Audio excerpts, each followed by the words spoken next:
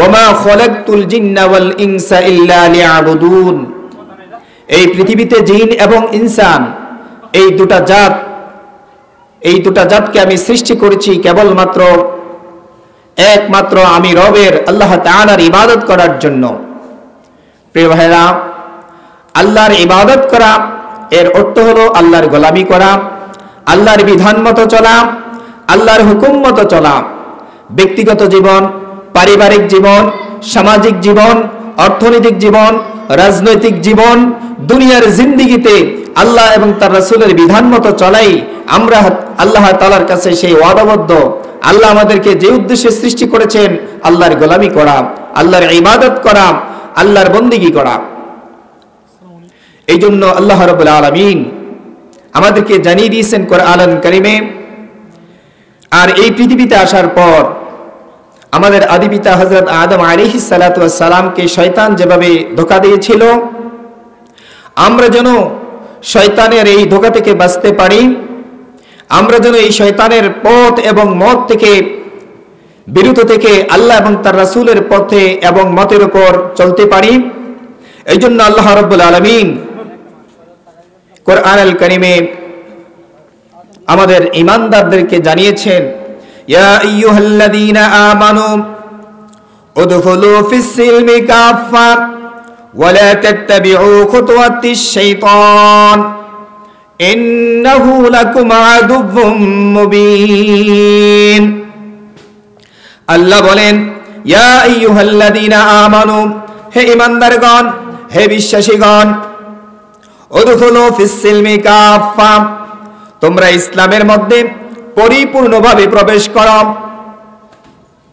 ওয়ালা তাত্তাবিউ খুতুওয়াতিশ শাইতান, আর তোমরা শয়তানের অনুসরণ করো না, শয়তানের অনুকরণ করো না, শয়তানের পথ এবং মতের উপর তোমরা চলো না। কেননা ইন্নাহু লাকুম আদুউম মুবিন, শয়তান হলো তোমাদের প্রকাশ্য শত্রু। এই ঘোষণা আল্লাহ রাব্বুল আলামিন আমাদের মানব জাতির সংবিধান মহাগ্রন্থ আল কোরআনে আল্লাহ আমাদেরকে জানিয়ে দিয়েছেন, হে ঈমানদারগণ, তোমরা ইসলামের ভিতরে পরিপূর্ণভাবে প্রবেশ করো। তার মানে আল্লাহ তো অন্তর্যামী, আলিমুল গায়ব, আলিমুস সুদূর। আল্লাহ জানেন আমরা যারা কালিমা পড়েছি, আমরা যারা মুসলিম দাবি করি, আমরা যারা মুমিন বা ঈমানদার দাবি করি, তাদের চলতে ফিরতে দুনিয়ার জীবন পরিচালনা করতে জীবনের সকল ক্ষেত্রে ইসলামের অনুকরণ আমরা মেনে চলতে পারি না। এই জন্য আল্লাহ তাআলা আমাদেরকে সতর্ক করে জানিয়ে দিচ্ছেন, হে ঈমানদারগণ, জীবনের শুরু থেকে নিয়ে শেষ পর্যন্ত জীবনের সকল ক্ষেত্রে তোমরা কি করবে? ইসলামটাকে অনুসরণ করবে, ইসলাম মতো জীবন জিন্দেগি তোমরা গঠন করবে। প্রিয় ভাইয়েরা, আমরা নামাজে গেলে আল্লাহকে স্মরণ করি, মসজিদে ডান পা দিয়ে ঢুকি, তারপরে আল্লাহর বিধান রাসূলের সুন্নাহ অনুযায়ী সালাত আদায় করার জন্য চেষ্টা করি। কিন্তু আল্লাহ তাআলা তো সবকিছু জানেন। একজন বান্দা মসজিদে যেভাবে আল্লাহকে স্মরণ করে, আল্লাহকে ডাকে, আল্লাহকে মানে, মসজিদ থেকে বের হওয়ার পর একজন বান্দা সকল ক্ষেত্রে আল্লাহকে সেভাবে অনুসরণ করতে পারে না বা কেউ ইচ্ছে করে না। এই জন্য আল্লাহ তাআলা জানিয়ে দিচ্ছেন, ঈমানদার বান্দারা, তোমরা ইসলামের ভিতরে পরিপূর্ণ প্রবেশ করো। অর্থাৎ আমরা যেন আমাদের জীবনের সকল ক্ষেত্রে ইসলামটাকে অনুসরণ করি, ইসলামটাকে মানি, ইসলামটা অনুযায়ী আমাদের ব্যক্তিগত জীবন, পারিবারিক জীবন, সামাজিক জীবন, দুনিয়ার জিন্দেগি সকল ক্ষেত্রে যেন আমরা ইসলাম এর কথা অনুযায়ী, ইসলামের পথ মত তথা আল্লাহ এবং তার রাসূলের বিধান অনুযায়ী চলি। আমরা যেন শয়তানের অনুসরণ না করি, কারণ শয়তান আমাদের প্রকাশ্য শত্রু। আল্লাহ রাব্বুল আলামিন কোরআনুল কারীমে অপর আয়াতে বলেন, ওয়ালা তাকুলু আমওয়ালাকুম বাইনাকুম বিল বাতিল, তোমরা একে অপরের সম্পদ অন্যায়ভাবে ভক্ষণ করো না, একে অপরের ধন সম্পদ তোমরা অন্যায়ভাবে খেও না। ওয়াতুদলু বিহা ইলাল হুকাম, দুনিয়াতে এমন কিছু মানুষ আছে যারা জানে অন্যের সম্পদ, অন্যের বাড়ি, অন্যের জায়গা, এত কিছু জানার পরও নিজের বলে স্বীকার করে অন্যের সম্পদটাকে খাওয়ার জন্য চেষ্টা করে, শুধু তাই নয়, তোমরা দুনিয়াতে অন্যের সম্পদটাকে নিজের সম্পদ করার জন্য দুনিয়ার মিছামিছি বিচারকদের কাছে যাও এবং বলো, দুনিয়ার বিচারকদের কাছে যেয়ে বলো এই সম্পদ আমার, এর মালিকানা আমার, এর অধিকারী আমি। সুতরাং বিভিন্ন রকমের অন্যায় অবিচারের মাধ্যমে, জোর জুলুম অত্যাচারের মাধ্যমে অন্যের সম্পদটাকে আমরা নিজের সম্পদ করার জন্য চেষ্টা করি। এই জন্য চেষ্টাই শেষ নয়। আল্লাহ বলছেন, বান্দা যদি দুনিয়াতে চেষ্টাই করে না অন্যের সম্পদটাকে নিজের সম্পদ হিসেবে ভোগ করার জন্য, দুনিয়ার মিছামিছি দরবারীদের কাছে যায়, বিচারকদের কাছে যায় এবং অন্যায়ভাবে অন্যের সম্পদটাকে নিজের সম্পদ হিসেবে স্বীকৃতি দেয়, মানুষের সম্পদটাকে অন্যায়ভাবে নিজের সম্পদ হিসেবে গ্রহণ করে। আসলে আল্লাহ তো জানেন আমরা যে দুনিয়াতে থাকতে চলতে ফিরতে অন্যের সম্পদটাকে, অন্যের জায়গা, অন্যের বাড়ি, অন্যের ঘর, অন্যের সম্পদ চুরি করে ডাকাতি করে না জানাইয়া নিজের সম্পদ হিসেবে এটা স্বীকৃতি দেই, এটার মালিক আমি নিজেই। এই জন্য আল্লাহ সতর্ক করে দিচ্ছেন, গোলাম তোমরা দুনিয়াতে একে অন্যের সম্পদটাকে অন্যায়ভাবে ভক্ষণ করো না। যদি অন্যায়ভাবে গ্রাস করো, ভক্ষণ করো, এর হিসাব, এর বিচার, এর সাজা একদিন তোমরা পেতে হবে। এই জন্য দুনিয়ার জিন্দিগি চালাইতে যাইয়া আমরা যদি নিজেদের প্রতি একটু খেয়াল করি, ধ্যান করি, চিন্তা করি, আমি যখন জন্মিয়েছি, আপনি যখন জন্মিয়েছেন, তখন আমরা শুধু খালি পৃথিবীতে এসেছি, আমাদের বাড়ি ঘর, জায়গা জমিন, ধন সম্পদ বলতে এতটা কিছু ছিল না যা ছিল পিতার। কিন্তু আমরা যখন ধীরে ধীরে বড় হয়েছি, পিতামাতা যখন ইন্তেকাল করেছেন অথবা তারা দুনিয়াতে আছেন, আমরা পিতামাতার সম্পত্তির মালিক হই, আবার বিভিন্নভাবে কলা কৌশলে ন্যায় অন্যায়ভাবে দেখা যায় আমরা অনেক সম্পদের মালিক হয়ে যাই, অনেক বাড়ি গাড়ির মালিক হয়ে যাই। আমরা অন্যের সম্পদটাকে নিজের সম্পদ হিসাবে স্বীকৃতি দেই। এই জন্য আল্লাহ বলছেন, বান্দা অন্যের সম্পদটাকে নিজের সম্পদ হিসাবে অন্যায়ভাবে তোমরা কি করো না, গ্রাস করো না, খেও না, অন্যের উপর জুলুম করো না। প্রিয় ভাইরা, আল্লাহ রাব্বুল আলামিন এই সমস্ত অনেক কথা আমাদের বান্দাদেরকে কোরআন আল কারিমে জানিয়েছেন। নবী মুহাম্মদুর রাসূলুল্লাহ সাল্লাল্লাহু আলাইহি ওয়াসাল্লাম আমাদেরকে পথ প্রদর্শক হিসাবে পৃথিবীতে বহুত সত্যের পথ দেখিয়েছেন। অন্যায়, অপরাধ, খারাপ কাজ হতে যেন আমরা প্রত্যেকে বেঁচে থাকি, বিরত থাকি। এই জন্য আল্লাহ রাসূল সাল্লাল্লাহু আলাইহি ওয়াসাল্লাম আমাদেরকে বহু নিদর্শন হাদিস শরীফে দিয়েছেন। আল্লাহ রাসূল বলেন, ওয়াকালান নবী সাল্লাল্লাহু আলাইহি ওয়াসাল্লাম, কুল্লুকুম রাঈন ওয়া কুল্লুকুম মাসউলুন আন রায়াতিহি। তোমরা পৃথিবীতে প্রত্যেকে একজন রাখাল, আর এই রাখালিত্বের ব্যাপারে, দায়িত্বের ব্যাপারে আল্লাহ তাআলার কাছে তোমরা জিজ্ঞাসিত হবে, আল্লাহ তোমাদেরকে জিজ্ঞাসিত করবেন। আল্লাহ রাসূল বলেছেন, আল ইমামু রাঈন, একজন ইমাম, একজন নেতা, একজন অভিভাবক হলো আমাদের দায়িত্বশীল। ও মাসউলুন আন রায়াতিহি, তার এই দায়িত্বশীলের ব্যাপারে আল্লাহ তাআলা তাকে জিজ্ঞাসা করবেন। ওয়ার রাজুলু রাঈন ফি আহলিহি, একজন ঘরের মানুষ, একজন পরিবারের সদস্য যদি 5-6 জন হয়ে থাকে, একাধিক হয়ে থাকে, একাধিক সদস্যের একজন পরিবারের সদস্য থাকে, একজন পরিচালক থাকে, একজন দায়িত্বশীল থাকে। আল্লাহ রাসূল বলেছেন, ওয়ার রাজুলু রাঈন, পরিবারের মধ্যে একজন পুরুষ ব্যক্তি হলো তার পরিবারের জন্য দায়িত্বশীল। ও মাসউলুন আন রায়াতিহি, আর এই দায়িত্বের ব্যাপারে আল্লাহ রাসূল বলেছেন তাকে আল্লাহ তাআলা জিজ্ঞাসা করবেন। ওয়াল মারআতু রাইয়াতুন ফি বাইতি জাওজিহা, আর একজন মহিলা, একজন নারী, আল্লাহ তাআলা নবী মুহাম্মদুর রাসূলুল্লাহ সাল্লাল্লাহু আলাইহি সাল্লামকে জানিয়েছেন, ওয়াল মারআতু রাইয়াতুন, একজন মহিলা হলো দায়িত্বশীল, ফি বাইতি জাওজিহা, তার স্বামীর ঘরে যতদিন থাকবে, তার স্বামীর অধীনে যতদিন থাকবে, তার স্বামীর অধীনস্থ মহিলা হলো ওই স্বামীর জন্য, ওই মহিলা হলো তার স্বামীর সংসারের জন্য একজন দায়িত্বশীল। ও মাসউলুন আন রায়াতিহা, ওই মহিলাকে, ওই নারীকে জিজ্ঞাসা করা হবে তার দায়িত্বের ব্যাপারে। ওয়াল খাদিমু রাঈন, একজন সেবক, একজন কর্মচারী, সে একজন রক্ষক, সে একজন দায়িত্বশীল। ফি মালি সাইয়্যিদিহি, তার মনিবের, তার মালিকের সম্পদের ব্যাপারে ওই খাদেমকে আল্লাহ তাআলা জিজ্ঞাসা করবেন। ও মাসউলুন আন রায়াতিহি ওই খাদেম, ওই সেবককে তার মালিকের সম্পদের ব্যাপারে আল্লাহ তাআলা জিজ্ঞাসা করবেন। প্রিয় ভাইরা, নবী মুহাম্মদুর রাসূলুল্লাহ সাল্লাল্লাহু আলাইহি ওয়াসাল্লাম এই হাদিসে আমাদেরকে বোঝাতে চাচ্ছেন একজন ইমাম, ইমাম অর্থ নেতা, এটা আরবি শব্দ। এখানে ইমাম বলতে একটা বাড়ির নেতাকে বোঝানো হয়েছে, একটা সমাজ বা মহল্লার নেতাকে বোঝানো হয়েছে, কিছু লোকের, কিছু গোষ্ঠীর, কিছু সম্প্রদায়ের নেতা বা দায়িত্বশীলকে বোঝানো হয়েছে। আল্লাহ তাআলা ওই নেতাকে জিজ্ঞাসা করবেন, ওই দায়িত্বশীলকে জিজ্ঞাসা করবেন যে তুমি সমাজের নেতা ছিলা, তুমি বাড়ির নেতা ছিলা, তুমি ঘরের নেতা ছিলা, তুমি মহল্লার নেতা ছিলা, তোমার সমাজে, তোমার বাড়িতে, তোমার ঘরে, তোমার গ্রামে, তোমার অধীনে অসংখ্য লোক চলতো, তুমি তাদেরকে সত্যের পথে আহ্বান করেনি, তুমি তাদেরকে জান্নাতের সুসংবাদ দাওনি, জাহান্নামের ভয় তাদেরকে দেখাওনি, তুমি এই ব্যাপারে আল্লাহ তাআলার কাছে জিজ্ঞাসিত হবে। সুতরাং আমরা যারা নেতা আছি, ইমাম আছি, সমাজের, বাড়ির, দেশের, গ্রামের, মহল্লার বিচারক আছি, আল্লাহ তাআলার কাছে একদিন জিজ্ঞাসিত হব আমরা আমাদের দায়িত্ব সঠিকভাবে পালন করেছি কিনা। সুতরাং সেই জবাব দেওয়ার জন্য দুনিয়াতে যতদিন থাকেন আমাদের নেতাগণ, আমাদের পরিচালকগণ, দায়িত্বশীলগণ যেন সঠিকভাবে সেই দায়িত্ব পালন করে আল্লাহ তাআলার কাছে জবাব দিতে পারি, এই জন্য হক হালাল হারাম বেছে সেইভাবে আমরা চলতে হবে, আমাদের অধীনস্থ লোকদেরকে চালাতে হবে।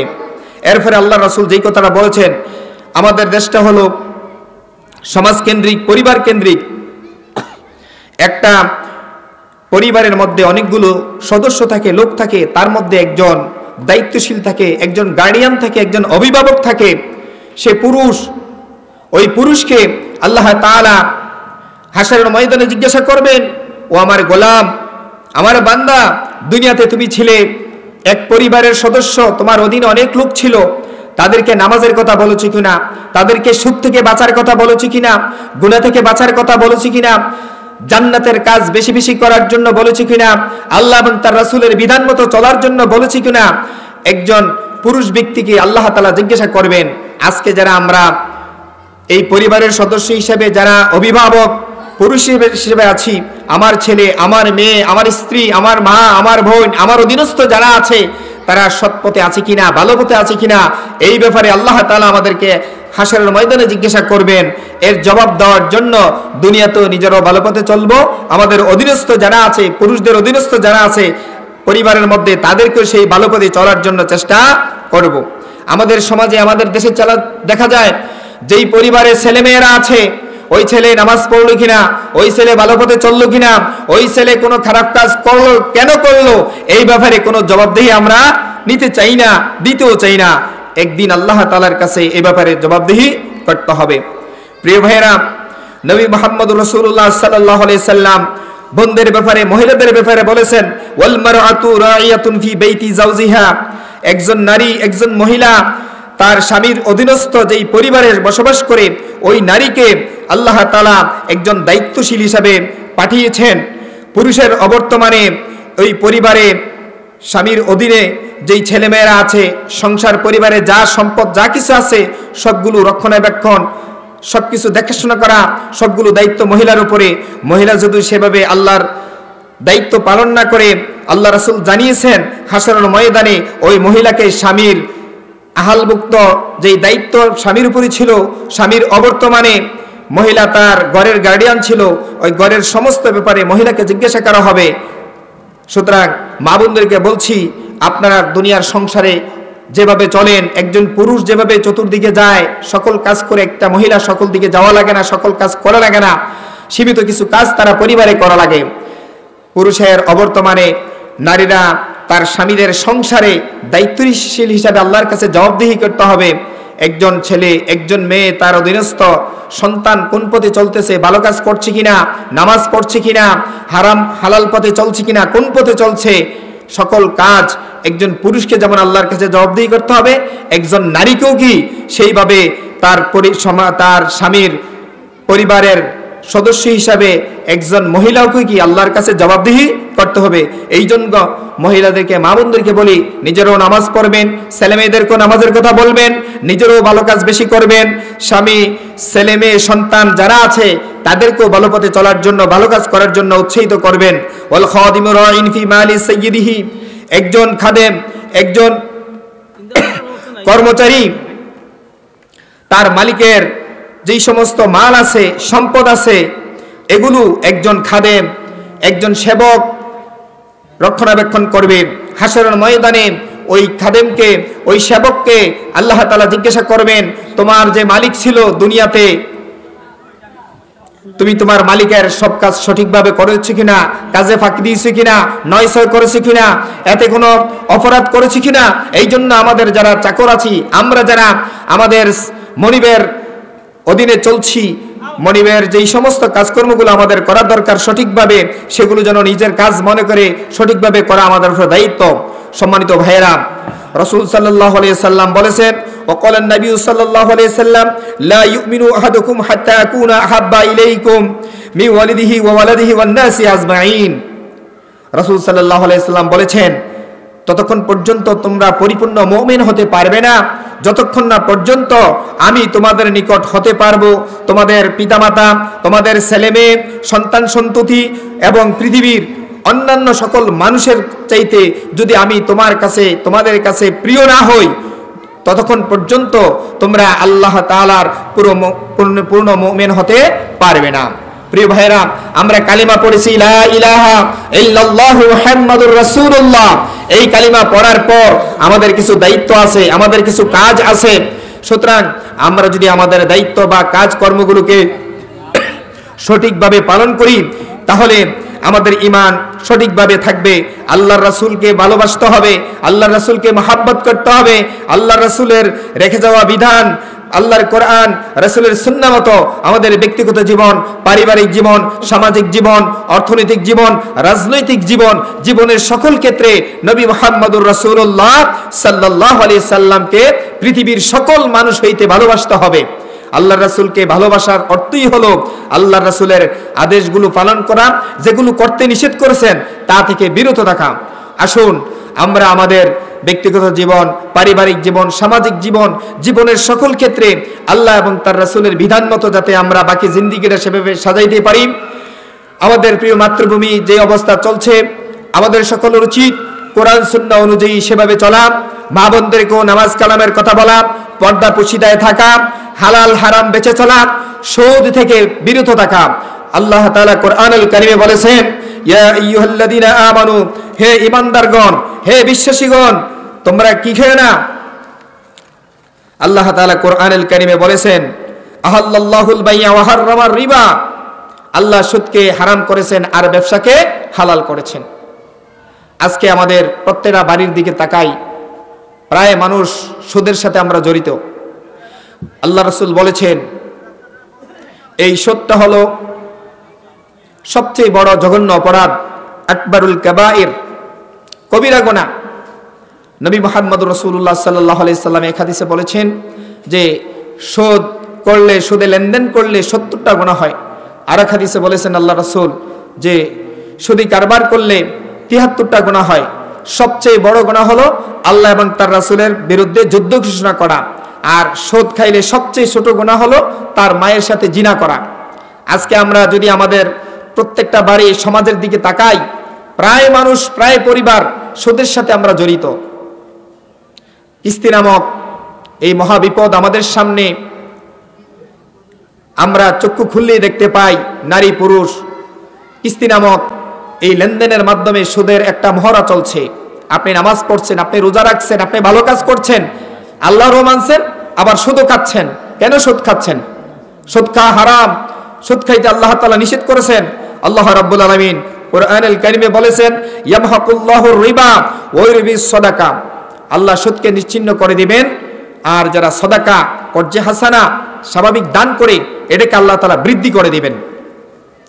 নবী করিম সাল্লাল্লাহু আলাইহি সাল্লাম বলেছেন, আর রাশি ওয়াল মুরতাশি কিলাহুমা ফিন্নার, সুদদাতা এবং সুদ গ্রহীতা সকলেই জাহান্নামে যাবে। নাউযুবিল্লাহি মিন যালিক।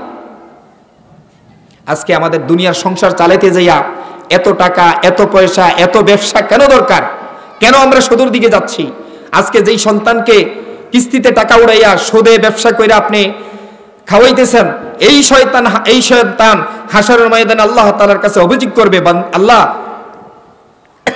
একটি নেকের জন্য আমি আমার বাবার কাছে যাব, মায়ের কাছে যাব। আল্লাহ তাআলা কোরআনুল কারীমে বলছেন, হাসরের ময়দানে কেউ কারো সাথে পরিচয় দিবে না। সন্তান তার ছেলের কাছে যাবে, বাপ তার মেয়ের কাছে যাবে, মা তার সন্তানের কাছে যাবে, এক বন্ধু আরেক বন্ধুর কাছে যাবে, একটা নেকও দেবে না। তাহলে দুনিয়াতে এত সম্পদ কোন রকম চলতে পারলেই তো চলে, কেন এত বাড়ি, কেন এত গাড়ি, কেন এত টাকা, কেন এত সম্পদ দরকার? সুদের নামক এই অপরাধে যদি আমরা জড়িত হয়ে যাই, আল্লাহ তাআলা দুনিয়া তো আমাদেরকে শাস্তি দিবেন, আর ইন্তেকালের পরও আমাদেরকে কঠিন আযাব এবং গজব ভোগ করতে হবে। প্রিয় ভাইয়েরা, মা বোনদেরকে বলছি, আপনারাও শুনুন। আপনার স্বামী যদি সুদে লিপ্ত হয়, কিস্তিতে যায়, তাদেরকে বলবেন এটা যাওয়া যাবে না, একবেলা কম খাবো, একটু ভাত কম খাবো, চলবো একটু কষ্ট করে, তারপরে সুদে যাব না। কেন আপনারা সুদে যাবেন? এভাবে যত প্রকার সুদী লেনদেন কারবার আছে, আল্লাহ তাআলা আমাদের সকলকে এই মহা বিপদ থেকে, আকবরুল কাবায়ের থেকে যেন আমরা বাঁচতে পারি। আল্লাহ তাআলা যেন আমাদের জিন্দেগিটা আরো সহজ এবং সুন্দর করে আল্লাহ এবং তার রাসূলের বিধান মতো যেন আমরা চলতে পারি।